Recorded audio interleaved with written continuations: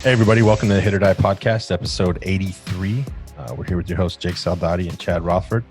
You can get our podcasts on Spreaker. Yeah, I forgot that, actually. Spreaker, iTunes, iHeartRadio, Spotify, any of your podcast apps. And subscribe here on YouTube, and which share, is the best way. The share. best way to see it. Yeah, YouTube. Watching it's fun. Today, we got a fantastic guest, a longtime Division I baseball coach, currently the head coach at Cal State Northridge, Dave Serrano. Going back, played junior college ball at Cerritos Junior College, won the state championship there. Also coached at Cerritos College, Cal State Fullerton, Tennessee as an assistant.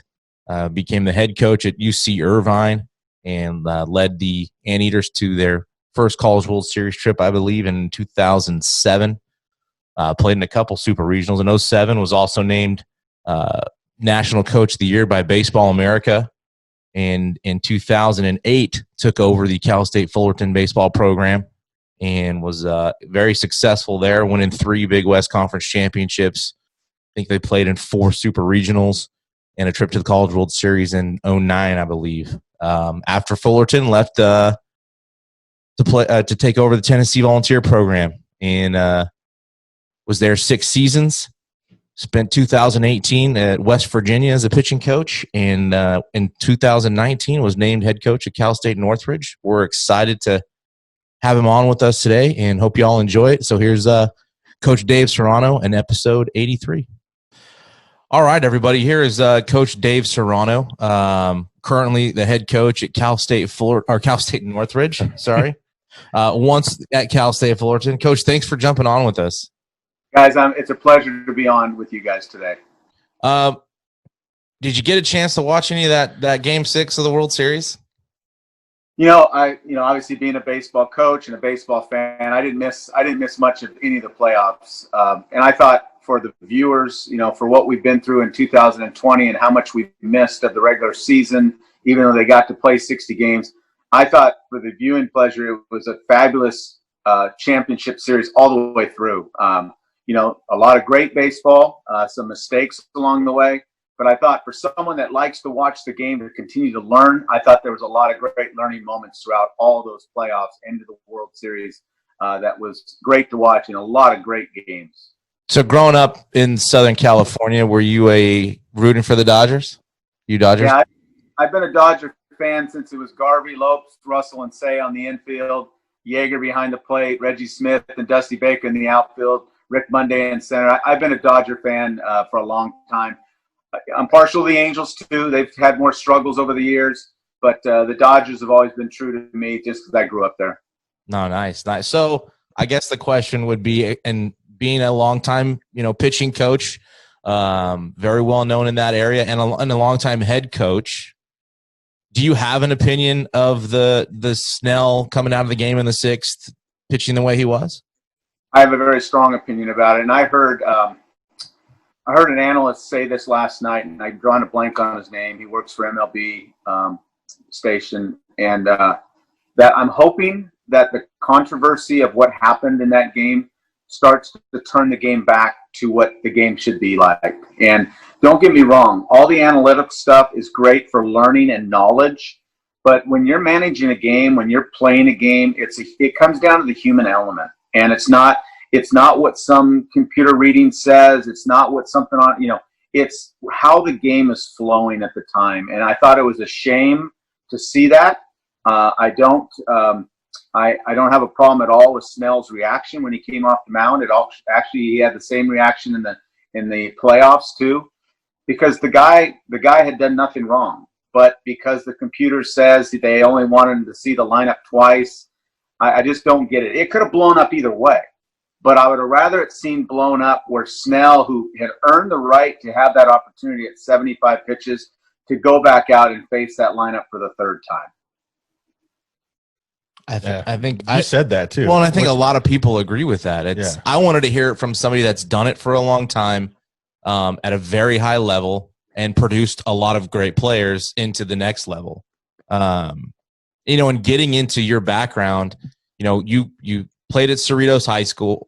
Junior college. And then junior college. You won a state championship in Cerritos for Coach Horton. Get into like that background a little bit of where you were around some amazing baseball people early. Can you talk about, one, their influence, and how much of that do you gravitate to even to today? A ton. And I really appreciate you bringing that up, because that is everything to me. That is what I'm about now. That's who I am, is because of my coaching tree and my coaches that I've been around, the players I've been around. I tell everyone this story, and I'm not ashamed of it. I'm actually proud of it. Coming out of high school, I was on a great high school team at Cerritos High School, a lot of good players around me. But I wasn't one of the better players. I was that average player that nobody really wanted. And I actually walked on at Cerritos College. At the time, it was a coach named Gordy Douglas. He was the coach for the first year before Coach Horton took over. And I tell everyone this story. I was there, and the only reason how the coaching staff knew my name is because I threw strikes and I threw great BP. So that's how my name was on the practice plan every day, is because I threw BP probably 4 days out of the week. And it wasn't on the platform up close. It was from the pitching rubber with my cleats on, throwing competitive BP to our hitters. I did that for 2 years before I ever pitched in a game. So I redshirted my first year and did it, and then my redshirt freshman year I did it. And why I'm so proud of this story, and I share this with a lot of players nowadays, is because if I wasn't patient and I would have quit, like many of guys would have done because they think the coaches don't like me and they're using me and they're never going to play me, I wouldn't have experienced a wonderful life of coaching and being able to help kids get better and be successful, not just in baseball, but in life. And to add a little bit more to the story, I'll never forget this. My mom, who has since passed on, who was a big fan of mine, just like all parents are. I'll never forget one day after my first year when I didn't pitch an inning, that she said, Dave, the coaches just must not like you because they never played. I said, no, Mom, that isn't true. I respect your opinion, but they're not playing me because I'm not good enough, and I need to get better. And that's what I did. And then it went to my redshirt sophomore year. I got an opportunity. I finally got better. I had to make an arm angle change. I went from a high 3/4, 80 to 83 mile an hour guy, and I dropped down and ended up getting some sink and a slider and a changeup, and ended up pitching for a state championship team and being a big contributor to that. I won 12 games that year. You ended up being an All-American, I believe, right? Exactly, to get a scholarship to Cal State Fullerton. So how I endured all that, I share that story to motivate kids that when they think they're not getting an opportunity, it comes down to just getting better. Every coach wants to be successful. So every coach is going to play the guys that are going to give the program the best opportunity to win on every given day or night. And I just wasn't good enough for a while, and I had to do a lot of things to get better. I think that's good too. With nowadays, a lot of these kids are so D1 or bust, or scholarship or bust, and it's okay if you don't get a Division I scholarship. Like, the junior college route is okay. It's fine to, like you say, go get better and earn that. Don't just think that they don't like you. You just get better. And I love that story. You don't get better unless you're playing. And a lot of kids, because of their pride and the ego, will choose a school because it's going to sound good, especially nowadays in social media, to make that announcement. Go to a school where you're going to have an opportunity to play, because nobody improves unless they're playing. I mean, it's always good to be part of a program, but if your goal is to play and be successful, you have to play. You have to get an opportunity. So you're right. A guy who's come through the junior college ranks, coached in the junior college ranks, there is nothing wrong with that. And I'll take it another step farther. There's a lot of good Division II schools. There's a lot of good Division III schools and a lot of good NAIA schools. And if you look at Major League rosters, not every guy's from a Power 5 school that's playing in the postseason or in Major League Baseball. They come from all over. If you're good enough, they will find you. Yeah, you can't hide talent, right? That's what we've said in the past. And again, we hear a lot about fit in, I don't know, we've heard it in different ways, but pretty similar across the board. Like, what does fit mean to you when you have recruits come in or you're recruiting? What do you look at as fit? Well, first and foremost, any program I've ever been at, it's first about the person. I mean, you can't just recruit a bunch of good kids because they have to have talent. But I'll take a kid that with a little bit less talent that has high character. I say this all the time. My whole career, I've been coaching now for over 32 years. My oldest son is 25 and my youngest son is now 17. And the truth of it is, I have raised more kids from other parents throughout my whole career than I've had the opportunity to coach my own boys or raise my own boys. And so if I'm going to give up my time around my own family, then the people I'm going to have around me are going to be special people. But it takes talent. And I've learned that the hard way.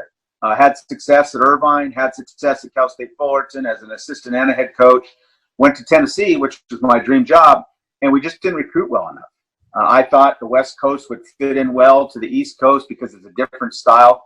But out there, it's about recruiting. And if you look at every roster, they're loaded with major league talent. And we tried to do it. We tried to get good players, and we had good players, but not good enough compared to that. So first and foremost, it's the players. You have to have talent, but I think the makeup, because this game is such a failure sport. And if you don't have thick skin, if you don't have character, it's going to wear you down. It's going to completely wear you down. 100%. So getting into that, you had success at Irvine. And I played against you. I was at Oral Roberts, and we came to your place in 06. Okay, good. You guys swept us, though. That was a rough weekend for ORU. Rob Wald, yeah, we had 12 guys from California, so he always tried to make it a point to have a California series. And we went to Irvine that year, and you guys just yeah. Being at Cerritos and Fullerton, and I don't know about your time at Fullerton, but we've Coach Purse here at Reedley College in the Central Valley was Fresno State guy, coached with Coach Bennett for a lot of years, was with Coach Savage at UCLA for a little bit. He always has some great war stories between Fresno State and Fullerton. When you were there, did you guys have any battles with the Bulldogs? When I was there in '86, we played in I think it was called the Best of the West tournament then, if I remember. It was the Best of the West. And that was a little bit after the heated rivalries. I had heard of the stuff that went on in the early '80s between Coach Bennett and Coach Garrido and those teams. It wasn't as hostile then. But there was still that hatred. There was a respect, but there was that hatred. And I don't know what transpired and what caused it from the past, but there was always that just a flick of a match would have lit a forest fire because just that it was so hostile. It seemed heated most of the time. And then talk about, too, even at Fullerton with Coach Garrido, all the years that he gave back to baseball and his impact on you. I think the thing I take from him the most is just intensity. I mean, he was an intense guy. I mean, as a player, as a younger player, a younger person back in the day, I know I was intimidated by him. And I have friends that played for Coach Bennett too. And I have all the respect for Coach Bennett. And I know players were fearful of him too. Not because of the bad, they were wonderful people, just because of the persona they carried with them, the power they carried with them on a daily basis. And I thought Coach Garrido, I praise Coach Garrido all the time, and those both men have moved on, and our game lost a lot in those two guys, obviously, is that I feel Coach Garrido probably did more with less for so long. I mean, people look at that stadium now at Cal State Fullerton at Goodwin Field, and it's a nice stadium for the West Coast. But Coach Garrido won 3 national championships when it was basically a glamorized high school field, to be honest with you. I mean, it was a chain link fence. It was metal bleachers in the stands. It was a high school field, and he won 3 national championships. Actually, 2, now 3 national championships before that stadium was built. So no one will ever tell me, we don't have the bells and whistles at Northridge, but no one will ever tell me that you can't be successful if you don't have a glamorized facility. No, it's true. And I love the That's just the extra. That's like just icing on the cake. You're right. Well, and he was getting guys that had something to prove. And, I remember, watching the documentary on him, about 10 years or so ago that came out. And that's what he got those guys. He got the raw, the tough kids, the kids that were the afterthoughts. And everybody had a chip on their shoulder. They had something to prove, and they went out and did it. Exactly right. And that's what we're trying to create. I feel we could kind of parallel that at Northridge. That's, we get the guys that nobody really wanted, and that's probably not their first choice. The kids don't grow up being baseball players thinking I'm going to go to Cal State Northridge, and I'm not putting Northridge down, but they think of the USCs, the UCLAs, the Cal State Fullertons, the San Diego States, the Arizona States of the world. And so, yeah, I believe with that. You could win with that too. You could win with that kind of mentality, kid, especially in the sport of baseball. That's what I think is so special about baseball is the biggest and the strongest aren't always the most successful. In football, you could take a football team, you could take USC, and if they came over and played, if Northridge had a football team, they'd probably have to be carrying guys off the field on stretchers, okay, because they beat them up so bad. But in baseball, we could play a high school team at whatever program I've ever been at, and if that high school team throws more strikes, plays better catch, and puts the ball in play better than us, they have a chance to win in baseball. It doesn't matter how big and strong they are. And that's what I think is so special about the game of baseball. Yeah, that's 100% true. And then, from Irvine, and again, I remember in 07, like it was the underdog story. I think you had the whole country rooting for you, especially when you got to Omaha. It was all, I remember vividly thinking like, yes, we want these guys to get it done. And then to get to Fullerton, like how big was that? Just not just career, to be the head coach at a prominent program like that, but for a guy that played there, that was an alumni there, that knows the history. How big was that for you?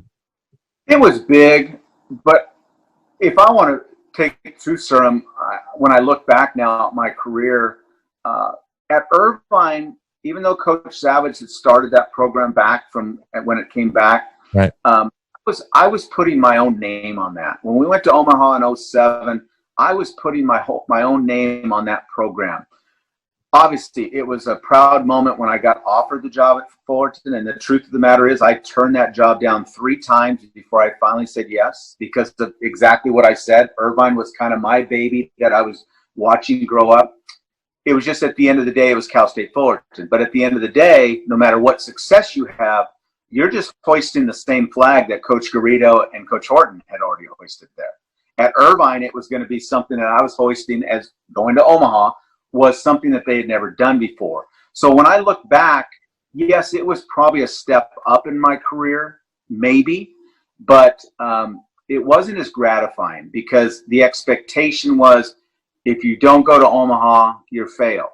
At Irvine was if you make a regional, you're successful. And I'm not saying the lack of pressure. It's just the fact that we could have taken that Irvine program and kept climbing that thing. And at Fullerton, it was just what it had already done and what the expectation is every year. Right, is maintaining that expectation versus, the unexpected. Which isn't easy, though. No. It's not easy to get the College World Series. No, not at all. And to do it, you went, how much did that experience going, even with Coach Delmonico at Tennessee in 95, you guys go, you've been around some great baseball people.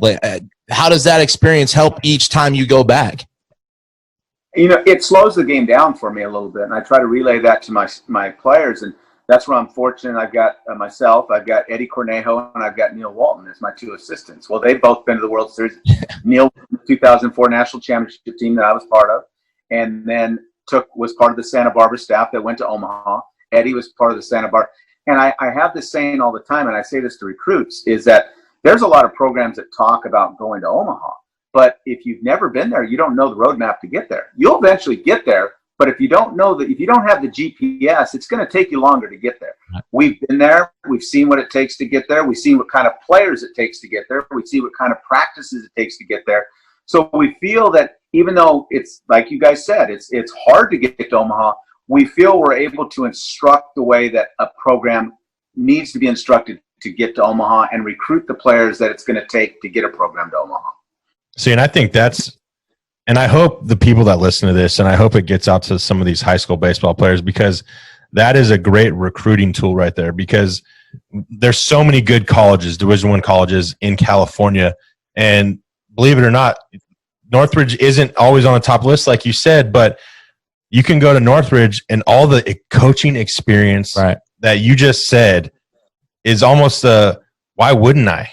Why wouldn't I go to Northridge and have that opportunity to play for guys that have been to the College World Series, know what it takes to get there, and have the GPS and the roadmap, to make that program, be one of the ones that everybody's talking about. I think that's great to think that way. And I believe that is what's happening. I think Eddie Cornejo is my recruiting coordinator, and Neil Walton is very involved in that. I feel that's why in our year and a half we've been there, we've been able to secure some players that maybe wouldn't have had interest in Northridge prior to us getting there. We're getting some good players. We're beating some schools on players. And I think that is part of what's contributing to it. I think people got to remember Division I baseball is Division I baseball, and it's baseball. So you can beat anybody any day of the week. Doesn't matter if you're an SEC school or, you know, a bottom Division I school. So that's always something to think about as well. Absolutely.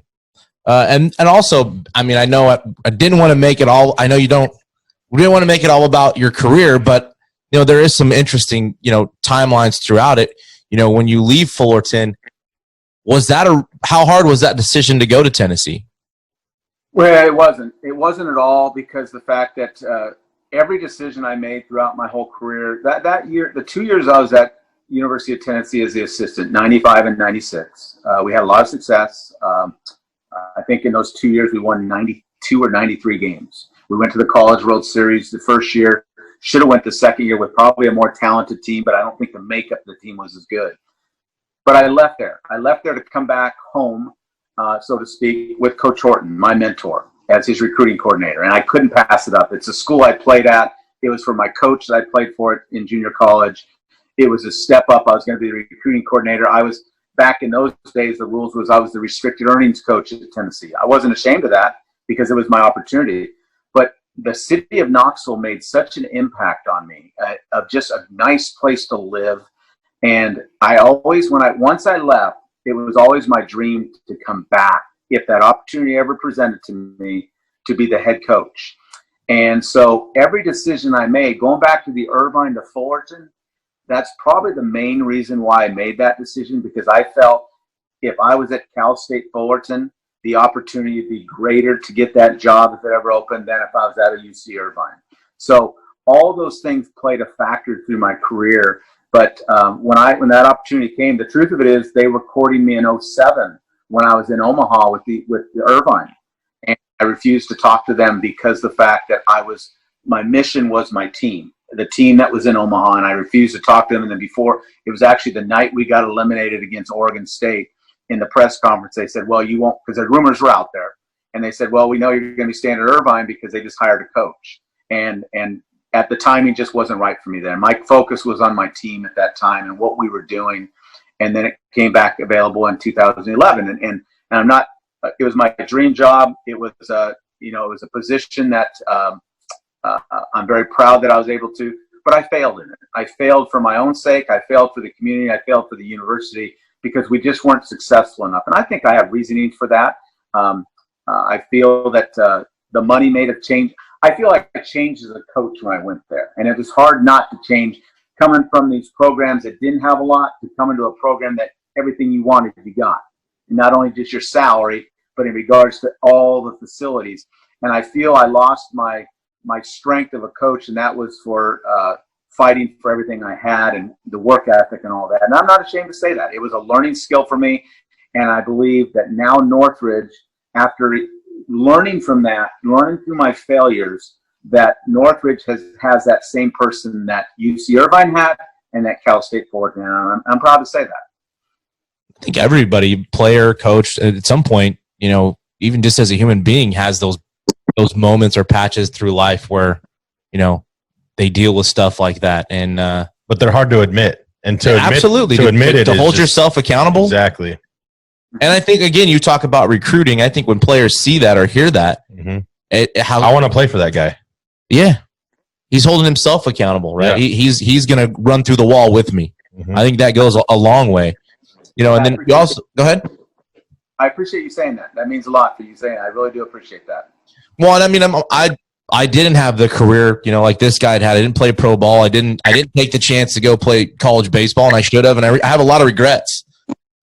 And that's why one of the reasons why we did this podcast. Yeah, that's why we started this is to get certain information, to get people to see that one, there's multiple routes to get there. People would be blown away at how many great coaches, great players, guys in the big leagues have had similar routes through junior college and Division IIs or not going. They go D1 and they don't get their shot until they're a junior or senior year, and the work that they put in. They don't see that stuff. They just see, he was a first-round draft pick. Well, how did he become a first-round draft pick? Yeah. And so I appreciate it when I hear stuff like that, because, as a business owner and things like that, I use that for what I do on my daily life. So to see people hold themselves accountable to a certain standard, I love that kind of stuff. Going forward too, you mentioned something about practicing the right way with that roadmap to Omaha. I was lucky enough while you were at Fullerton to come to a few practices. We took our high school team down there, and the one thing I noticed was the tempo. There was a certain intensity. There was a purpose at 110%. There wasn't a chatter amongst players. It was, I was impressed. What is it like? How do you prepare for your practices? And within that, how much are your assistant coaches involved in that preparation? They're 100% involved. And I learned this, and this falls down from our tree. Starts with Coach Garrido, then it went down to Coach Horton, then it went to me, is that you've got to allow your coaches to coach. And you're only as good as your coaches. And you got to delegate. Like, I have never run an offense, and I never will run an offense, okay? I probably could with how much baseball I've been around, but I have someone for that. And it starts with communication. And as long as our practices are, whether they're 3 hours, whether they're 4 hours, which is the limit, 4 hours a day, is that we probably meet for about that amount of time in the morning as a staff to organize our practices on every detail that we're going to be doing. We're talking about every player. So I might not have one word to say to the offensive guys of what their drills are, but I know exactly what Coach Walton or Coach Tornejo or any assistant that I've ever been with is doing during that practice. So I'm not involved, but I'm completely involved because I know exactly what they're doing. Just like they know exactly what we're doing with the pitching or what we're doing with the defense, or when we're doing bunt defenses or first and thirds, whatever we're doing. So it starts with communication. I really appreciate you saying that about the focus, the tempo, because and this comes from Coach Horton, when myself and Rick Vanderhook were part of his coaching staff at Fullerton in those years, the late 90s and the early 2000s, the attention to detail, just that was put on us, because we were the ones. I wrote up the practice plan for the pitching side. Coach Vanderhook wrote up the practice plans for the offensive side. And if there was one mistake that we made, he got on us pretty hard, because if we expected the players to be organized and detailed, then we had to be detailed too. So it put a lot, not pressure, but it's just the attention to detail. So it just trickles down to the players in everything we do. It was going to be organized, attention to detail, the flow of it. You said tempo, yeah, because this game at times is going to get, as you know, this game's going to start going fast for these guys. Especially, that's why I go back, and I'm not changing the subject. That play that Kershaw made the other night was remarkable. You're in the World Series, and you're coming down on your set position, and a guy's breaking from third, and you have the poise to step off and throw a strike to the plate.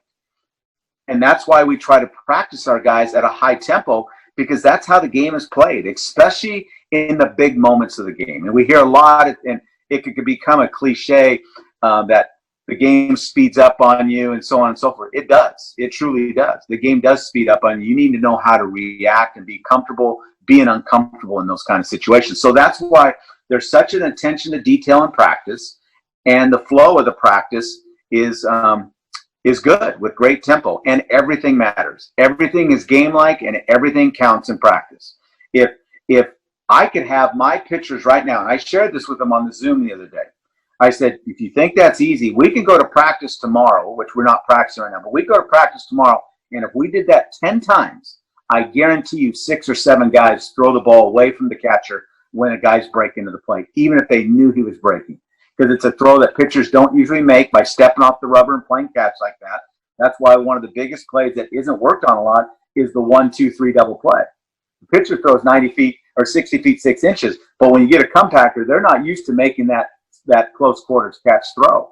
So it's attention to detail, the tempo, everything's game-like, and the organization is vital. From the time they start stretching, and we share this with our players, it's just like when you wake up in the morning. Make your bed, clean your room, brush your teeth. The way you start your day is usually the way the day is going to go. So if you start your day with our dynamic stretch is organized, There's details to it. We're doing it for a reason.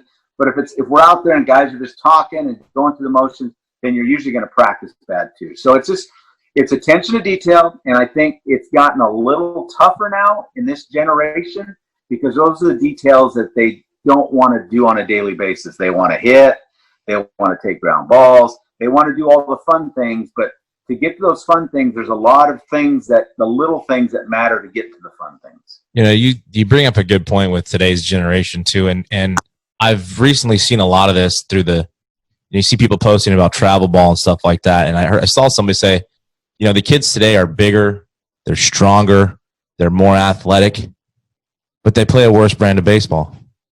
They don't play the game at a high level. And I don't know what the culprit is of that. Yeah, and that's a great point because I've asked numerous kids that are, you know, high school age kids. That's what we coach around here is they rarely watch the games. You know, and maybe that's part of the blame. I don't know if, you know, a travel ball again is something we want to get into a little bit. Where they play so many games, but they're not practicing. Fundamentals. I don't know. The details, like you're talking about, the little details. You can only get so much better playing game without actually, you know, you don't work on the ground balls that you get in the games. When they get in the game, I don't know. I'm not a big travel ball guy. I like to practice the tough, hard practices and fundamentals, and I think that's losing a little bit out of the game right now. I think the way I look at it, and I'll be politically correct as much as I can if we get into travel ball, but because I'll say that I'm not carrying the flag for that. It does a lot for our industry. It does. It helps us recruit. But that's what I'm going to get into. Do you play travel ball to get a scholarship, or are you playing travel ball to get better and win? There's a difference to the two. There's a big difference. One is all about results, okay? And that's, is somebody watching me? How hard am I throwing? What's my exit speed? Which at the end of the day means nothing, okay? I see so many things over Twitter and social media that so-and-so popped 93, 94, 95. Nothing about, but he threw 8 out of 10 strikes, okay? Or that 5 of them went to the backstop, okay? It doesn't matter if it's not the quality. So I think that's where they're getting confused, is because they're playing to be seen and recruited more than they are to play for their teammates and sacrifice to win. Because that's what it takes to win, is to sacrifice. And I don't mean just bunting. I mean sacrifice in every step. Sacrificing at bat to get a guy over. You know, all that kind of stuff. So that's where I think we're shortchanging this generation, is because we're not teaching them how to win and be successful. We're teaching them how to showcase themselves to go to the next level.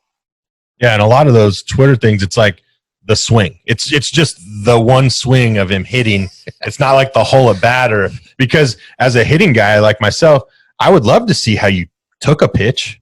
That would tell me almost more than the actual swing, and the result is that you taking a pitch and a quality take tells me that you know what you're doing in the box. You know, so it leads you on a little bit. Yeah. And again, how much of it is a recruiting tool? I've had a lot of coaches in around here. We've talked to Coach Batesville. We've talked to Coach Savage, Coach Vanderhook. We've spoke with, you know, Coach Esker and Eager at Stanford, and they've all kind of told us the same thing. Well, travel ball is good because there's moments in that recruiting calendar that they can get out and go watch some of the best travel organizations play. They really rely on the backs of high school coaches, and some kids forget that. You know, that their high school coach has seen their academics the last 4 years, have seen their weight room. And some of these kids think because I'm going to Arizona to play for 7 days, that's where I'm going to get picked up. I can tell you, and I talked to Chad about this the other week, I've had a college coach call me about a kid that committed to his school, and I'm an assistant coach. From an opposing team. From an opposing team. He's not even one of our players. He plays in our league. So, you know, I don't think that the travel ball is, you know, again, how much of it is a recruiting tool for you? It's a recruiting tool because it's made it, I know, because when I started as an assistant, you know, that's where I felt we had some success, because we were able to dig some guys up that no one ever saw. Now everyone sees everybody. Right. So it makes it easier from the recruiting standpoint. But I echo what you said, is that, and we talk about this as a coaching staff, the travel ball coach he's the one that's given us the info to come see the kids. But at the end of the day, we're going to have a conversation with the high school coach. because like you said, he's the one that sees them every day. And going back to what I said at the start of this podcast, the character, the true character of somebody, we can visualize the ability. We can see the ability of somebody. But I want to talk to someone that sees that kid on a daily basis, that sees how he acts to people in the classroom, to see how he is to his teammates in high school. And that's what the travel ball coach doesn't always see. Because at the end of the day, the travel ball coach wants to put on his website that so-and-so committed to this school, because then it just attracts 4 or 5 more kids to want to pay to come to his travel ball team. So I think to some point, you said that coaches still, but I think the high school coach has been cheated in this over the last few years, because so many people are relying on the travel ball coach for the information to get the kid, where at the end of the day, the high school coach has the most information, to be honest with you. No, 100%. Yeah. You anything to add to that? No, I agree. And that's why I've actually, I like to tell it how it is. And I've actually called out some travel ball teams that post stuff, and I'll say, well, what high school do they go to? They're almost afraid to put the high school the kid goes to, because they know a recruiter is probably going to go to the high school before he goes to the travel ball team. So they won't post it because they know they'll go to them first. And that's what's sad.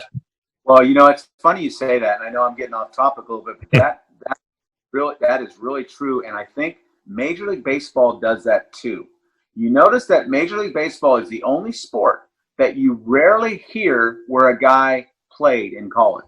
Yeah. They don't want that high school kid out there to hear that he had another stop before he signed professionally. You never hear that. You never hear. There's a lot of great colleges that have produced a lot of major league players. In fact, I'm proud to say that 2 of the guys in the Dodgers were guys that I coached, that I was at Fullerton, Justin Turner and Dylan Floral.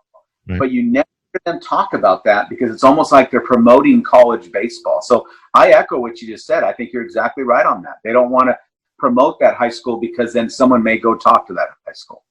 Yeah, and I mean, I'm not so far as completely opposed to it. I get it. Some kids need reps, and it's another way to compete. But I also have an issue when I'm seeing, 12-year-olds, 10, 11, 12-year-olds playing 8 months out of the year. So when you recruit, how important is like dual athletes?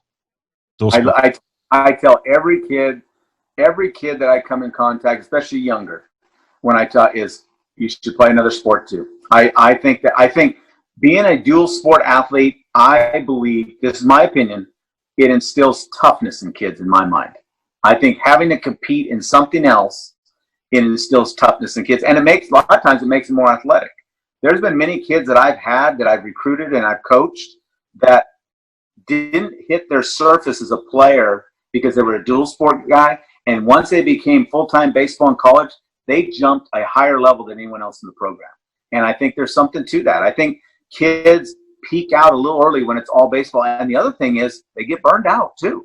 Right. They get burned back to playing 8 months out of the year. That's too much for these kids. That's too much for them to be playing throughout the whole year. Work on baseball, but they need some time. I think what travel ball's done to kids, it's taking the kid out of the kid now. If that makes perfect sense. Yeah, they just can't be a kid anymore and go out and do things. They're always being dragged to another game and eating dinner at a snack bar or at a fast food place. They just can't be a kid anymore.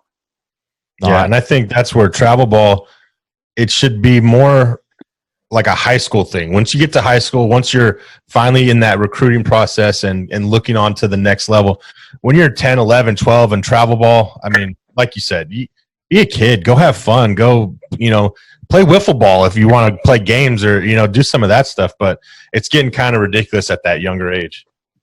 I hear a lot from parents about, they're just a competition. I'm talking about from 7 to 10-year-old. The competition just isn't good enough. That's why we want to put them in travel ball. They're 7 to 10 years old right now. That's really important. The main focus. I go all the way back. You talk about impacts on my career. I go all the way back to 2 guys named Dick Curry and Bob Durazo. Those guys were my Little League coaches when I was 6 years old. And if those guys wouldn't have made it fun, I wouldn't have played baseball my whole life. I wouldn't be part of baseball my whole life. So at that stage, it should be fun. It should be fun going out there. It's not about hitting. It's not about getting hits. Not about throwing strikes. It's about having fun. And if anyone thinks their career is going to be based off when they're 7 to 10, they're wrong. They're totally wrong. Yeah, that kid's definitely going to be burned out. I can tell you that much. The other thing that we're seeing a lot of, and I've heard Coach Bates will be pretty vocal about it, is seeing some of these kids commit before they've even played a varsity inning in high school. You're seeing ninth graders verbally commit. Like, how do you feel about all that? I'm not very fond of it at all. I don't think it's right for the player. I don't think it's right for the program. You're taking a major gamble on that. And I guess I'm just using myself as an example. The impact, the decisions I made of where I went to school, Cerritos College and Cal State Fullerton, impacted my whole life. I mean, it's put me where I'm at today. And I share this with every recruit that comes in. And I mean this, and I know there's probably kids that roll their eyes when I say this. But where you go to school, even though it's usually a 4-year commitment, sometimes it could be a 3, and at a junior college it could be a 2 or less. But that decision is as big as who you're going to spend the rest of your life with. Okay. Now I know people think, wait a minute, that marriage is supposed to last forever. College lasts for 3 or 4 years. But let me go back to what I just said. My decision to go to Cerritos College and sit the bench for 2 years and then finally get a chance to play and then go to Cal State Fullerton has scripted my life to exactly where I'm at today. The people that I was around, the coaches I was around, the teammates I was around, all that stuff. So you can't tell me that a decision you're making at 15 years old or sometimes earlier, that you're mature enough to make a decision that's going to impact your life the rest of your life. Yeah, 100%. Plus, I went to a mid-major college, and Northridge could be in that category. And that hurts mid-major schools where you have a freshman committing to these big schools that can do it. They can recruit and I want you and this and that. So it almost hurts mid-major schools that they can't go out and recruit like that. And or what about the schools that over-recruit? That's ultimately the point too. We've had kids that commit early and it's come down to go into school and it's, hey, we over-recruited. We actually don't have anything for you. Right. And that's the shameful part of where our industry's gone. And for some people, it's for reasons of keeping their job. But that's the thing. And I'll say that's another reason why I think I failed wasn't successful at Tennessee on the field, because I wouldn't do that. I wouldn't bring in 60 guys. I wouldn't want to cut 25 guys or 20 guys at the break, because again, let's go back to what I shared with you at the start of this. If there would have been roster sizes when I started playing baseball in college, I wouldn't be doing what I'm doing today. I would have been cut. And I know we all have to make tough decisions, but that's one of the things that I instill in all my coaches is we're going to find the right players. We're going to find good players, and we're going to go over our normal 35. But we're not going to make it ridiculous where we know for the fact we're ending careers for some kids. Right. And I think it can be done that way. I think we as coaches sometimes get insecure and think we need to get everybody. We need to get everybody to be good. And sometimes we're just getting kids so someone else can't get them.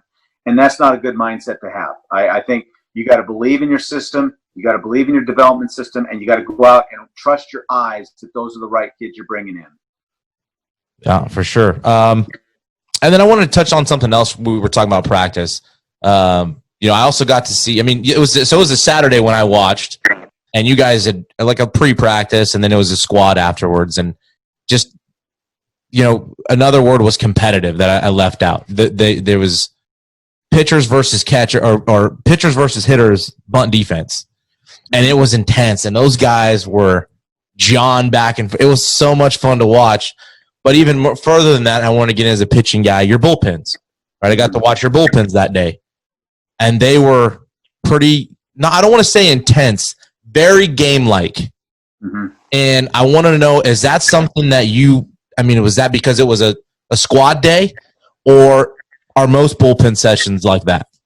No, it's every day. And again, it's something that I was taught. I talk a lot about Coach Horton and what he instilled in me as a coach and as a player, but it goes even a little farther back in Wally Kincaid, who was around the Cerritos College program when I was there as a player and as a coach. I think the greatest coach of junior college baseball way back in his day. And it was just, again, the attention to detail and the game-like and everything they do. I get as much, I have a pet peeve, like, if I'm making a comment, and when I'm in the bullpen with my pitchers, I make it a point not to be chirping at them all the time and talking to them. I'm not a big mechanical guy. I'm not going to sit and break down mechanics. I don't want to coach style out of our guys. We'll fix guys and we'll help guys, but I'm not a big sit there and tell them on every pitch something he did wrong, where he landed. I want guys to be able to compete through the glove. That's because if you're thinking about mechanics when you're pitching, you're not competing 60 feet, 6 inches through the glove. So I'll make comments to guys, and I'm as anal as the fact that when I say something to a guy and he just drops his hands and looks at me without stepping off the rubber, that's not game-like. That is a balk in a game. So I try to train my guys that whenever something goes on or if a ball gets hit foul in BP and comes into the bullpen, is that you step off the rubber every time. So that mannerism will carry over to the game. But the bullpen is going to be competitive. I mean, we are trying to pound the zone. I have a philosophy, and one of the proudest things that I've been part of is the fact that how little amount of guys I've had injured over a 32-year career of major surgeries. And I think part of that is my philosophy is less is more and more is less. If you allow guys to go down the bullpen, they're going to keep throwing. They're going to keep throwing, especially if they're having a rough day of finding the zone. But we stick to a program. We stick to a limit of pitches. We stick to the details. We stick to the precision of what we're trying to do, and we have a plan every time we're throwing a bullpen. And it's always going to be based off of your fastball. We're not going to get too much into the trick pitches. Yeah, we're going to develop breaking balls. We're going to develop sliders and whatever. But it's going to be basically based off of a fastball change approach in the bullpen, the two pitches that I think if you could command, that then a breaking ball only adds to your success in my mind. So I appreciate you saying that, because that is one thing we've taken pride in, is that our bullpens are pretty game-like. They're structured, and it's when you're down there watching, they are competing down there. I mean, some of my best guys I've ever had are guys that are perspiring at the end of the bullpen. If a guy's not perspiring, he didn't really go at it game-like. Yeah, and I'll share this story with you. In 2003, we had a pitcher that we rode his back in 2004 by the name of Jason Windsor. Okay, and Jason was one of the hardest working guys that I've coached. And his bullpen routine was fabulous. It was game-like. I'll never forget taking a trip to the mound in 2003 versus South Carolina. It was his first year that he had ever pitched in Omaha, and I went out to the mound in the first inning. And here's a guy that did everything right in the bullpen, okay? Game-like and everything. But the game speeds up on you, especially in Omaha. And I went out to the mound, and he said, "Coach, I can't even breathe right now, and I can't even feel my feet," okay? And it just goes to show that even if you are game-like, you're going to get to some levels that you've got, and that's why the visualization is huge to me. You don't just throw a bullpen and throw on a 30, 35 pitch. You put yourself in a scenario, whether back then it was Rosenblatt, whatever scenario you want to put in, and you're competing in that scenario. So it's not exactly the same, but it makes it close to the same when you get put into that situation. I think that's big on the whole aspect of practice, is trying to be in high stressful situations to make the game seem easier when it gets into that situation. Yes. And I think you see which guys can handle it and which guys kind of crack sometimes. And that's where practice is so important. I hate the old adage, well, it's practice. What do you mean it's just practice? That's where you're expected to do it right, because my whole thing is, if you can't do it in practice, you're going to be lucky if you could do it in the game. Yeah, absolutely. Yeah, no, I was younger. I was a younger coach. I had just started doing varsity baseball at the time. I just remember leaving that practice and we were jacked up. We were ready to hit the field. We were going to go win the World Series. It was fun to watch. I took a lot just from one day. What year was that? That would have been, 2010 or 11. That had to be 10. Wasn't there any 11? Yeah, it was 10. It was 10. Yeah, you're right. You weren't there. Yeah, we're gone. So yeah, it was 2010. It was Coach Marietta's first year, who's now the ops guy at Fullerton. He was head coach at Madera High School here. Yeah. And we took a team down there, and it was, a lot of fun. I learned a lot that day, and and realized how much I didn't know. But and so you're talking about fastball changeup, and what are some things that even I don't know how many younger kids listen, but I know there's parents that listen. Would you advise their 9-year-old that's getting pitching lessons, or a 10-year-old? What would you stress to them? To keep it simple, rhythm and body control. I think those are two of the biggest things. And and a consistent release point. Rhythm, body control, and a consistent release point. I think that's, and this is something I did. People have done this for years. I did it more when I became a head coach because I was pulled away from being with the pitchers all the time, unless I had another assistant that was helping me with that. But I'm really into dry mechanics. People call it shadow work. I call it dry mechanics, where, you know, a pitcher could realistically only get on the mound 3 days a week, and usually 2 side throwing days and maybe a game day, whether it's an inter-squad game or a regular game. But they're able to do mechanical stuff, and this is the most mechanical I get on a daily basis. And it's just doing shadow work, going through your delivery, and you could either have a towel in your hand or you could have nothing in your hand, and going through your delivery and getting to your balance point and getting the rhythm and keeping your body in control. And I think that's a great thing for kids to do. We do it most of the time, 10 to 12 minutes every day at practice, where the pitchers aren't throwing a ball, so there's no wear and tear on their arm at all, but they're continually working on their dry mechanics. It's no different than from an offensive standpoint, is I think standing in and not taking a swing, but tracking pitches off of live pitches coming out of hand is just as good for a hitter than hitting BP on the field. In fact, in some ways, it's better. It's better. And so I think all those types of things are so important for the younger kids, of little things they could do. I tell all these kids that in the past, that year I was out of baseball, working for Baseball America, I worked at an academy, and I used to show these kids these dry mechanics, and I said, if you want to be good, go do 20 or 30 of those every single day. And you watch how the muscle memory starts taking over, and you just start repeating things and start doing things on a normal basis. That's why I'm a hitting guy, so that's why I love about tee. A lot of guys hate the tee. It's so boring, but that's where you get your mechanics, because I always tell these kids, like, you know, the difference between you and a big leaguer is consistency. Yeah. You know, your freshman year in high school, sophomore year, junior, so on, all the way up, you get more consistent, and that's the difference between the guys in the big leagues are the most consistent players in the world. Well, and we've talked to a lot of them, and they all spend a lot of time early doing tee work. Yeah. Or dry run, like you're talking about with pitchers too. Yeah. Coach, before we finish up, I did have one more question. With what's going on, and we've had the season shut down last year for the COVID-19 virus. You know, I know there's added rosters, and there's a lot of stuff that I'm not sure what the NCAA is doing, but I know that they didn't pass the third assistant last year. Going forward, have you heard anything from the NCAA about possibly changing that, with more kids now going to be on rosters or allowed to be? And what are your thoughts of the paid third assistant job? First off, no, I have not, and I don't think that's going to be something. I think that's something that's going to be tabled for a couple of years, and I think it's shameful, to be honest with you. It is. It's shameful that our sport, the player ratio to coach ratio, is the highest of any other sport that there is out there in the NCAA. They did make a kind of a quote unquote COVID decision. It's really not a coaching thing, but it does help us in regards to our staffs, is that they filed a waiver. They cleared that any non-coaching members, so you're talking about ops position, director player development position, they're able to do managerial duties now. So what does that mean? Okay, that means they could throw BP, they could hit a fungo, they could work a drill with somebody. They just can't be any coaching. That's a big deal right there. So that means I have a director of ops and I have a director of player development.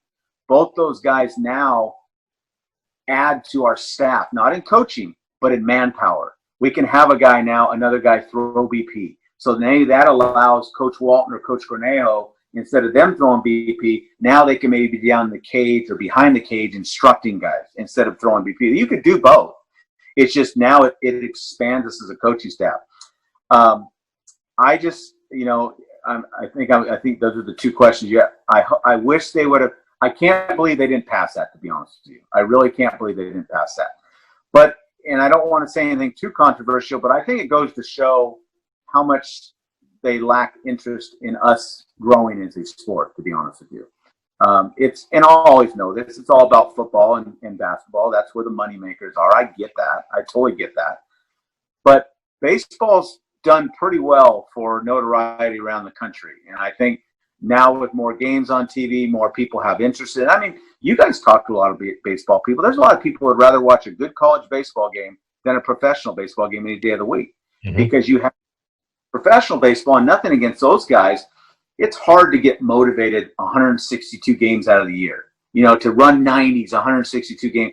That's why I love, and I say this to my team, that's why I love the postseason in baseball, because they're more like a college baseball team now. Guys are up on the rail. Guys are jumping out of the dugout. You don't see that during the season unless it's a walk-off. You don't see guys die like that because it's hard to maintain that energy for that long. So going back, I think it's a shame they didn't pass it. I don't think it's going to come back for a couple years. Our sport needs it drastically for us to continue to grow. But as I've heard many baseball coaches say, we as baseball coaches find a way to get it done anyway, and we'll continue to do that. No, and that's seems like how you've done things over your careers. You just found a way to get it done. And one is I wanted to say thank you. I appreciate you doing this, and kind of on short notice. And we're going to have to take our team back now that you're in Northridge. Once practice starts, we'll have to get our team back down there to go watch and see how you guys go about your business there. Now, are you guys being able to practice at all? I know some schools are. I know it's up to the school. No, because we're in LA County, we're not. And there'll be a decision coming soon, probably in the next day or so, that we will probably just reconvene in January. I'm hoping that we can file a waiver to start earlier than our normal start time at the end of January. If we could start January 4th and have a couple months, almost like a spring training, then I'll trade that out. It's unfortunate, but we're dealing with the best we can. We have Zoom calls 4 to 5 days a week with our broken up by position players and pitchers. And going back to what we said, the thing that excites me about that, I know it's not exciting for the players, but we're teaching our guys. We're talking baseball. We're talking things that if we were out on the field, we would be coaching more physical things, but we're trying to help our guys learn the game. And I'm hoping it's going to pay dividends for us down the line, because that's the one thing, and we shared it, is I think kids are better physically. They don't know how to play baseball. And I think we're taking this opportunity to teach our guys on a daily basis how to become better baseball players and why things are done certain ways. Yeah, no, I love it. I'm a big fan. I have been since I finally got to see one of your teams practice. And like I said, as soon as it comes down to it, if you're open to it, I'd love to bring a team down just to watch you guys work and they can see what the next level looks like. No problem at all. In fact, we're represented in by the Valley. We've got Blake Soderston. That's right. That's right. Be a big time guy this year. I'm telling you, his velo's going up. He's such a great athlete. He pounds the strike zone. He's really good. And I'm glad I inherited him. And then we got Justin Henry for the first year this year from Fresno City, and I believe he's from Central High School, a left-hander with a good breaking ball. So we're represented by the Valley. We've got 2 guys down over in Northridge those guys actually have been working out at Bullet Gym, which is one of our area one, and we see their posts all the time. And Sod and Henry are in there almost every single day getting work, and they've actually had some of their bullpens posted from somebody. So yeah, they're getting their work in. They're not just sitting on the couch doing nothing. They're gonna be ready to go. They look ready to go. But again, Coach, I wanted to say thank you again. We'll stay in touch, and hopefully things go through for 2021. Good luck to you guys going forward. Guys, I really appreciate it's an honor to be on here with you guys. I love talking baseball. I love just an open forum talking baseball. It allows me to grow, too, as a person and as a coach. So thank you for asking me to come on. Awesome. So thanks, everybody, for listening. That's episode 83. Coach Dave Serrano. HIT.OR.DIE podcast. HIT.OR.DIE.